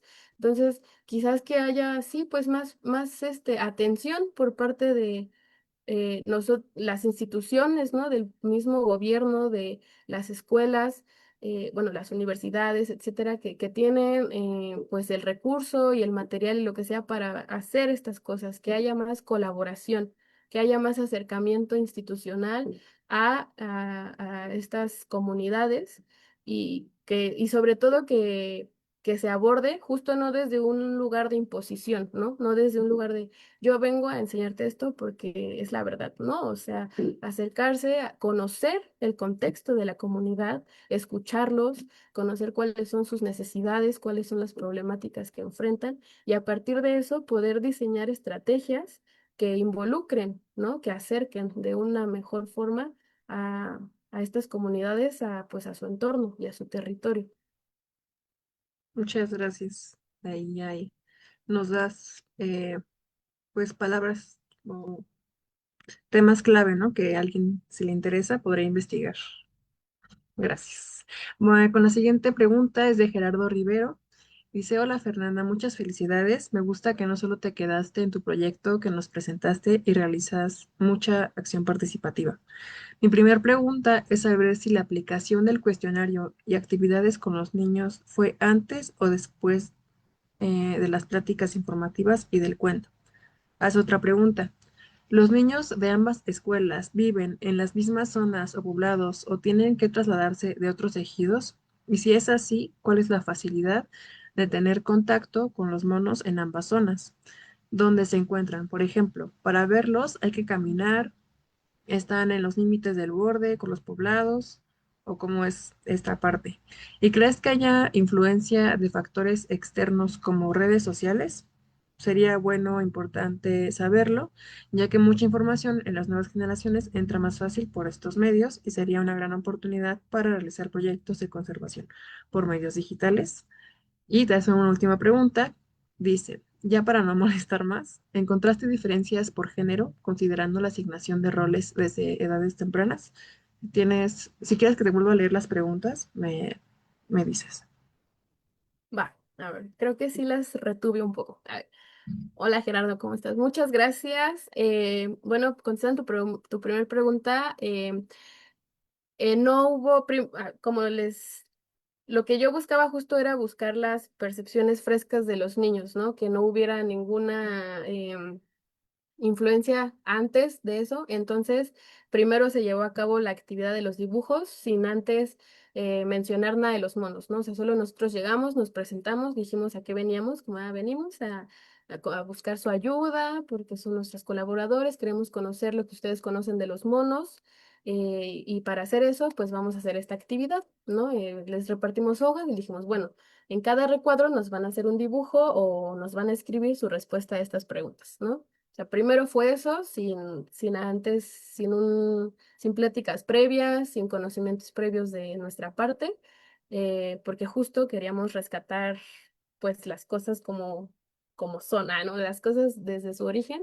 Y posteriormente a eso ya fue donde llevamos a cabo la presentación del rol ecológico y la importancia de los primates y el cuento. O sea, eso fue lo último que hicimos para que no hubiera justo esta intervención, por así decirlo, de nuestra parte. En segundo, lo de, nos comentaban que, bueno, como les dije, en esas comunidades pues, son muy pequeñas, solo tienen las escuelas primarias. Bueno, creo que tienen kinder y primaria, pero para la secundaria sí es sí es necesario trasladarse a otras comunidades. Eh, y en cuanto a a la de los monos, por ejemplo, en estas comunidades en particular, eh, al menos como en las casas de las orillas, era donde más había como presencia de monos porque era como que ya estaban llegando al límite, entonces, bueno, al límite del cerro, entonces, pues ahí era donde estaban los monos, ¿no? Entonces se acercaban más a las periferias que como tal al centro. Y donde también había más presencia era como en los ríos, en los cuerpos de agua, pero los cuerpos de agua también se encontraban, o sea, no tan lejos de las escuelas, como les dije, como a un medio kilómetro, un kilómetro, exagerando, pero también, o sea, se, por ejemplo, la presencia e influencia de los monos era como en horarios establecidos, ¿no? Como en el atardecer o en el amanecer o como en la tarde, mediodía, cuando ya estaba oscureciendo, pero no era como tan frecuente este encuentro, ¿no? De las personas y los monos. Solamente sí, donde sí era como más presente era en las periferias, les digo, en los lugares a donde las personas iban a sembrar. Ahí sí también había más presencia. Yo supongo que también por cuestiones de que había menos gente, pues no había casas, había más monte. Entonces ahí los monos sí tenían más más lugar, ¿no? Y incluso los niños nos contaban que sus papás luego llegaban con videos de los monos que los veían en su camino que recorrían para llegar a las zonas donde sembraban. Em, yo supongo de las comunidades donde nos comentaron que está la telesecundaria y eso, ahí sí la verdad desconozco, no sabría contestar tu pregunta respecto a la presencia o ausencia de monos. Pero lo que sí es que sí, quizás no los ven visualmente, pero sí los escuchan, ¿no? Porque están ahí, entonces, bueno, principalmente los araguatos que hacen su vocalización súper fuerte, pues sí, yo creo que esa en el camino a donde van, sí los han de escuchar. Más que nada porque también la Sierra de Santa Marta está muy cerca de ahí y en la Sierra de Santa Marta pues sí hay mayor presencia de grupos de primates, ¿no? Entonces, seguramente pues, en el camino sí han de escuchar una que otra vez. Les digo que a veces también los niños nos decían que los monos los usan de alarma, ¿no? De despertador. Así que, entonces, pues sí, yo creo que sí los escuchan. Y la otra. Este, lo de las influencias externas, sí, justo creo que esta percepción antropogénica que tienen de los monos, pues viene de el imaginario externo, ¿no? Caricaturas, videos, etcétera. Y creo que sí, una buena estrategia, y no solo quizás para los niños de estas comunidades, sino en general sea pues crear, ¿no? Contenido, porque bueno, también es importante mencionar que hay mucho contenido en TikTok y todas esas cosas, pues de monos en condiciones de mascotismo, ¿no? O sea, el monito con su mameluquito y comiéndose su platanito y es como, ok, ¿no? O sea, yo creo que sí también se puede trabajar en crear contenido que, que exponga esta otra realidad, ¿no? O sea, la verdad, ¿no? Que es como que estas prácticas pues ponen súper en peligro la integridad de los monos. Y bueno, o sea, les digo así de la comunidad porque como les digo, es una comunidad que no, pues no tiene tanto, no es como que todas las familias, todos los niños tienen un teléfono o tienen una computadora, ¿no? Entonces, pero sí existe, sí hay. Entonces yo creo que sí por ahí sí puede ser una gran estrategia, ¿no? Para trabajar, abordar esta problemática. Gracias por tus respuestas. Eh, también Gerardo te hizo la última pregunta que coincide con la de Rodrigo Daniel. Gerardo dice, ¿encontraste diferencias por género considerando la asignación de roles desde edades tempranas? Y Rodrigo dice que si encontraste diferencias entre niños y niñas. Ujú. Sí, perdón, me olvidé completamente de eso. Eh, la verdad es que este trabajo yo traté de hacerlo sin un enfoque de género. Hay muchos trabajos que sí abordan estas percepciones desde el género, ¿no? Sin embargo, yo no quise como hacerlo así porque, bueno, aparte todo esto em, fue formulándose con el paso, así, así, o sea, no era algo que yo tuviera planeado, fue algo que sucedió. Entonces, no quise meterme como por esa parte porque para empezar, también siento que mi número de colaboradores no era como lo suficientemente significativo para poder hacer una diferencia entre hombres y mujeres. Pero respecto a los dibujos que yo encontré, bueno, que hicimos con los niños, quizás yo creo que lo que más podría rescatar es que a lo mejor sí, las respuestas de las niñas sí eran más hacia como de que los monos se les hacen tiernos, ¿no? O bonitos o lindos. Y más los niños sí eran como estos comentarios que decía como de no tienen cerebro. Incluso había un dibujo que decía, ¿qué sientes cuando ves un mono? Ganas de putearlo, ¿no? Y era como, wow, o sí, de que no, de que chango feo, ¿no? Chango, o sea, como que sí las respuestas bueno, de percepciones negativas, se podría decir, sí eran más asociadas a los niños. Las niñas, casi no, mostraban como una percepción negativa, pero sí, o sea, como que no abordé muy bien, más bien, ajá, no abordé como por ahí el tema. Sin embargo, sí se podría hacer, yo supongo que sí, les digo, hay más trabajos donde sí el género es como un factor muy importante e influyente, pero en esta ocasión no fue así. Gracias, Fer. Tres saludos y felicitaciones. Jesús Gerardo Guerrero Castañeda manda saludos desde San Pedro García Garza, Nuevo León. Por el chat de Facebook, Berenice Bermúdez dice buena tarde, excelente trabajo. También Fernando Guerrero Martínez, felicidades, Fer, gran trabajo. Muchas gracias. Y les quiero recordar que en el chat se mandó el formulario para asistencia y a la palabra clave que es Maco. Mm, y sí, Aguilera dice felicidades, Fer querida, maravilloso trabajo. Carolina Rojas López dice, ¿podrían compartir el enlace de asistencia, por favor? Y como les comentaba, ya está en el chat. Y la palabra clave, Maco. Eh, Jesús Gerardo, felicidades. Muchas Gracias. felicidades. La gente los tiene atados o en jaulas o semicautivos, como los gatos. Ujú. Hay de todo, ¿no? O sea, hay de todo. Había niños que nos contaban que ellos tenían a los monos enjaulados.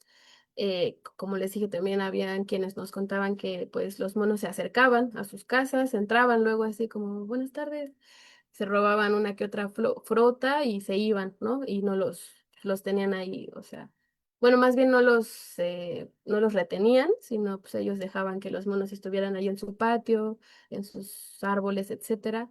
Pero sí, sí, sí hay de todo, ¿no? Quienes los tienen, incluso hasta nos llegaron a contar de casos en los que habían visto monos que estaban encadenados, ¿no? También. Entonces, pues sí, son diversas cosas en esas comunidades en particular, ¿no? Porque también nos conocí una historia de un mono que estaba enjaulado en Catemaco, en el centro por la laguna, ¿no? Y que obviamente todos se desentendían de ese mono, pero pues que existía y que estaba en una jaula y lamentablemente pues falleció, ¿no? Pues, obviamente por las condiciones en las que estaba, por el alimento que se le daba, ¿no? Que le dan cacahuates y pan y cosas así. Entonces, pues sí, hay de todo en estos lugares todavía.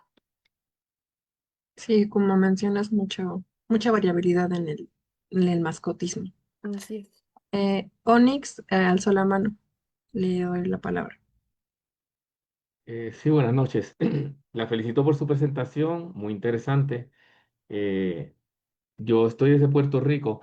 Acá tenemos el Departamento de Recursos Naturales que regula todo lo referente a los primates y los que no son primates. Y el mascotismo, pues, puede suceder en forma clandestina, pero es bien mínima. Yo sé que México es enorme, pero la pregunta es si los gobiernos regionales están tomando acción para que los primates puedan tener su espacio, o si es que ya la población humana ha invadido su territorio y ellos pues estaban ahí, y si de esa manera se están buscando una solución de cómo respetar el espacio de los primates, o porque ya las personas no las pueden mover. Pero ¿cómo se podría hacer para que el primate entonces no sea cautivo de las personas? Y me imagino que tiene que haber mucha educación de parte de ustedes, las profesionales, para que entonces las personas no acostumbren a hacer eso como algo normal. No sé, esa es mi pregunta. Gracias. Muchas gracias, Onyx, mucho gusto, un saludote hasta allá. Híjole, complejo, fíjate.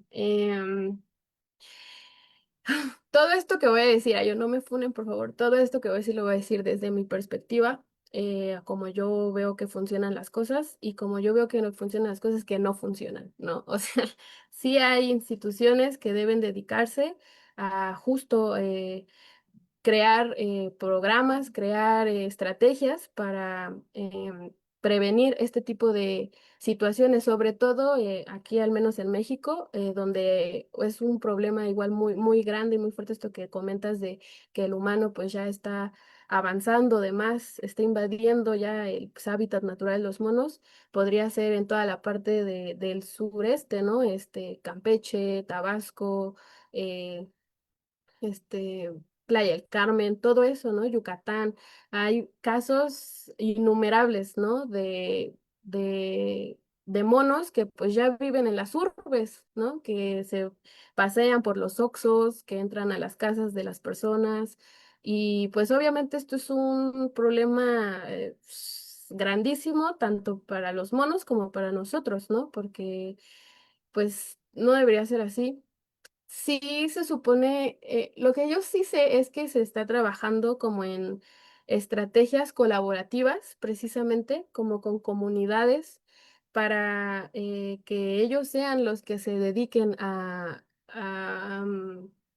no regular, pero quizás a vigilar, a que las poblaciones de monos estén, pues viviendo en libertad, ¿no? Aquí en Catemaco en particular también hay varios predios que se regulan también como por un sistema de servicios ecosistémicos y ellos conservan sus tierras, conservan sus terrenos, conservan sus árboles, porque ahí también habitan de manera libre algunos grupos de monos zarahuatos principalmente. em, y muchos de estos monos que están en estos lugares están ahí no por distribución natural o libre, están ahí porque fueron introducidos, perdón, por por otros proyectos, ¿no? Principalmente en Catemaco. En Catemaco es en las islas. Bueno, en Catemaco hay una laguna donde hay islas pequeñas y ahí en estas islas habitan grupos muy pequeños de monos, araña, zaraguatos y macacos. Y los pocos monos que existen en libertad en los alrededores de Catemaco, pues están ahí porque fueron introducidos por proyectos de conservación y reintroducción, así de que por ahí de los años 90, de los 2000, em, porque justo ya no había monos, ¿no? En este lugar, por la caza, por pues la deforestación, porque ya no había donde vivieran los monos. Entonces, lo que se hizo fue ir a las comunidades aledañas de Catemaco, a, pues ahora sí que a capturar monos para poder liberarlos en este espacio. Entonces, como que se están llevando a cabo muchos proyectos de translocación, de reintroducción. El problema también de estos proyectos es que mucho de lo que pase ya no depende como tal de uno, ¿no? Ya depende de la adaptabilidad que tenga el mono. Y por eso los programas de rehabilitación son muy pesados porque la rehabilitación de un mono que fue una mascota y que se busca reintroducir a la selva, pues es tardadísimo, ¿no? Son años de acoplamiento. Si sobrevive incluso el mono en la condición de cautiverio, porque a veces también el cautiverio es muy estresante para ellos, ¿no? Entonces, a veces no sobreviven, a veces entre ellos mismos se pelean y se matan. em, sí es un poco compleja la situación. Las autoridades mexicanas, la Profepa, la Semarnat, todo eso, pues, em, como les dije, yo supongo que hacen lo que puede, pero eso pues a veces no es suficiente, ¿no? A veces em, lamentablemente no hay recursos, no hay dinero, no hay espacios para poder llevar a cabo estos proyectos. Entonces, siento que sí es como un foco muy rojo, muy rojo, muy rojo. Afortunadamente, ahorita apenas se creó aquí en México. Bueno, ya existía la Asociación Primatológica Mexicana, pero apenas como que se está reactivando una red de primatólogos mexicanos de todas partes de México que justo comparten estas consternaciones y e ideas, ¿no? Que se pueden proponer para mejorar pues esta condición. Hay también organizaciones no gubernamentales, asociaciones civiles que se dedican a la protección, a la rehabilitación de estos monos. Se han llevado a cabo ya muchos proyectos de reintroducción, de rehabilitación, pero sí, a veces estas cosas son más complejas de lo que uno quisiera. Entonces, podría decirse que la efectividad de esos programas pues es muy baja, ¿no? Yo creo que también eso tiene que ver porque en lo personal siento que México es un país mega diverso, ¿no? Es un país que tiene muy poco donde la primatología es muy nueva, vaya, o sea, bueno, no muy nueva, así de que 2 años, pero, o sea, sí, por ejemplo, a comparación de otros lugares como Brasil, como Puerto Rico, como Costa Rica, que ya tienen como más experiencia en este tipo de situaciones, pues justo no se termina de acoplar, no se termina de estructurar algo sólido que dé una efectividad mayor, ¿no? Yo creo que de verdad todos estamos haciendo lo que podemos con el avance del crecimiento de la urbe y con pues, diversos megaproyectos que se hacen, pues también nos la están poniendo muy complicada, ¿no? Además, siento que los monos, al menos en México, bueno, no son como otras especies que les dan como más prioridad, ¿no? Como el ajolote, o sea, o como la vaquita marina, que sí se trabaja como en proyectos muy específicos para salvaguardar sus poblaciones. Siento que en los monos, pues, como que tampoco existe esa, mm, pues esa intención, bueno, no intención, pero quizás ese acercamiento, ¿no? Para seguir proponiendo que se crean más cosas, proyectos, ideas, lo que sea. Y pues sí, yo siento que México tiene un panorama un poco complicado, pero no imposible, porque tengo la fortuna de conocer mucha gente, primatólogos, que también tienen toda la disposición y la convicción de trabajar en estas cosas para que pues, los primates mexicanos pues puedan eh, sobrevivir, ¿no? Seguir aquí unos cuantos años más, porque recordemos que igual son especies que se encuentran en peligro de extinción. Entonces, pues sí, y sí, lamentablemente las prácticas, ¿no? El tráfico ilegal y así, pues son muy comunes y las sanciones que se dan, pues son muy bajas, ¿no? Muy nulas, muy poca respuesta de la autoridad ante estas problemáticas. Entonces, sí creo que es algo en lo que hay que trabajar todavía muchísimo. Gracias por tus respuestas. Ya se nos acabó el tiempo. Pues gracias a todos los que bueno, que entran al seminario del extranjero, que no solamente se quedó en México el seminario.